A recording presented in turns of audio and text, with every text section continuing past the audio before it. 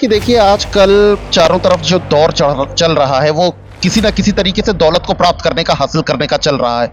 लेकिन एक देखिए वीर शिवाजी महाराज थे, प्लस उसके बाद उनकी ही जनरेशन, उनकी ही पीढ़ी के उनके सुपुत्र जी वीर संभाजी महाराज कितनी बड़ी कुर्बानियां दे करके गए हैं। औरंगजेब उनकी एक चीख सुनने के लिए बेताब रहा, पूरी पिक्चर में पूरे सेकंड हाफ में बेताब रहा और उसने ये कह दिया था कि मैं जा रहा हूं, मेरी पीढ़ी का एक और आएगा जो तुम्हारी नाक पे दम करने की ताकत रखता होगा, लेकिन तुम्हारी धरती पर, तुम्हारी बैरन लैंड पर कभी भी ऐसा दूसरा मेरी तरह बलवान जन्म नहीं लेगा। और वो उनकी एक चीख सुनने के लिए उनके ऊपर प्रहार पे प्रहार करते रहे, उसकी आंखों में सलिए तक डलवा दिए खोलते हुए। अगर आपको विक्की कौशल की जगह पे रखा जाए, ये कैरेक्टर आपको दे दिया जाए, तो इस मूवी के माध्यम से आप पूरे भारत देश के वासियों को मैसेज क्या देना चाहेंगे? क्या कुछ अलग करना चाहेंगे? क्या कुछ संदेश देना चाहेंगे इस मूवी के माध्यम से? देखिए, अलग कुछ ना मैं करना चाहूंगा ना किया जा सकता है, क्योंकि ये मूवी पोर्ट्रे करती है हिस्ट्री। ये इतिहास पर मूवी बनी हुई और इतिहास के साथ छेड़छाड़ करना ना तो कन्वीनियंट है ना ही ठीक होगा।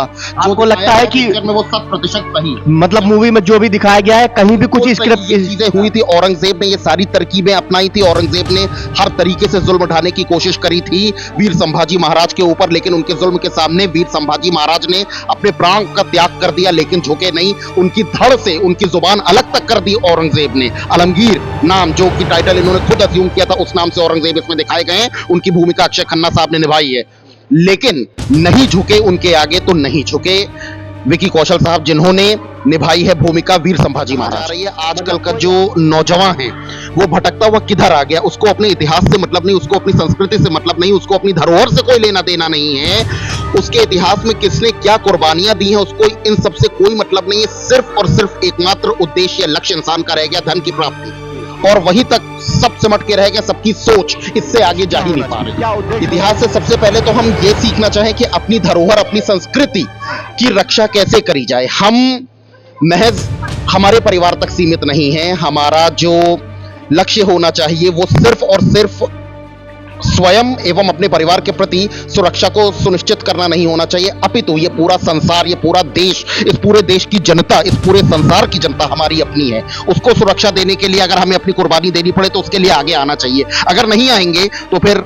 आप देख रहे हैं क्या हो रहा है, नेबरिंग कंट्रीज किस तरीके की हैं और किस तरीके के एंटागोनिस्टिक फंक्शंस हमारे साथ चल रहे हैं। हमेशा हमको पाकिस्तान की तरफ से छुरा मारा गया है, हर कोई इस बात से वाकिफ है, कोई अनजान नहीं है इस बात से, और वही चीजें फिर आगे बढ़ती रहेंगी जीवन। आपको लगता नहीं है कि मौजूदा वक्त में ऐसा कोई शख्स, थोड़ा सा मूवी से हटके सवाल पूछ रहा हूँ, राजनीति में कोई ऐसा नेता या हमारे देश में कोई भी ऐसा व्यक्ति है, जैसे कि आपने कहा कि इस तरीके की सोच होनी चाहिए, ऐसी सोच है किसी? देखिए, जहां तक बात करते हैं नेता के दबंग होने की, तो वर्तमान में उत्तर प्रदेश की लेजिस्लेटिव असेंबली, उत्तर प्रदेश की विधानसभा में जो नेता सदन है, वर्तमान मुख्यमंत्री उत्तर प्रदेश श्री योगी आदित्यनाथ जी निश्चित तौर पर एक बहुत दबंग नेता हैं और उन्होंने क्राइम एंड करप्शन यानी कि अपराध एवं भ्रष्टाचार पर नियंत्रण कसने का पूरा प्रयास किया है, भरसक प्रयास किया है और उसमें वो सफल होकर के दिखे हैं। जब विकास दुबे की गाड़ी पलटी, उसके बाद अतीक अहमद का कांड हुआ, उसके बाद मुख्तार अंसारी का कांड हुआ, उन सब पर जब उनसे सवाल किए गए, मीडिया पर्सन्स ने, मीडिया सहकर्मियों ने जब उन पर सवाल करने का प्रयास किया, उन पर निशाना साधा, उन्होंने सिंपल सा जवाब दिया कि मरना तो था ही, ये नहीं मरेंगे तो कौन मरेंगे? वो मासूम जिनके ऊपर ये जुल्म ढा रहे हैं, जिनके ऊपर जुल्म हो रहा है, उनकी जान जाए तो कुछ नहीं, और इनकी जान जाए तो दिक्कत।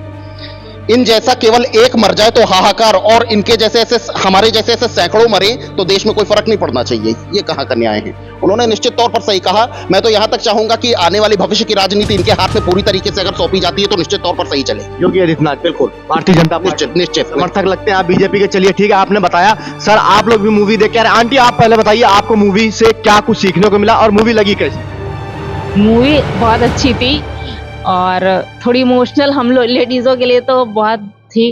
नहीं, महिलाओं के लिए इमोशनल थी? सिर्फ महिलाओं के लिए? नहीं, जेंट्स तो थोड़े वो होते हैं ना थोड़े। तो आप कहाँ पे, ऐसा कौन सा वो मोमेंट आया जब आप इमोशनल हो गई? जब उस पे बंदी बना के उसको जो टॉर्चर किया जा रहा था वहां पे, बहुत ज्यादा ही कुछ ज्यादा ही औरंगजेब ने इतना ज्यादा मुझे नहीं देखा नहीं गया। अच्छा अच्छा। तो क्या लगता है मूवी देखने के बाद आपके अंदर कुछ अंतर आत्मा जो है क्या कुछ कह रही है? यही कह रही है कि इतना टॉर्चर एक बंदी बना के इंसान को इतना करना मुझे नहीं अच्छा लगा। किसने करा?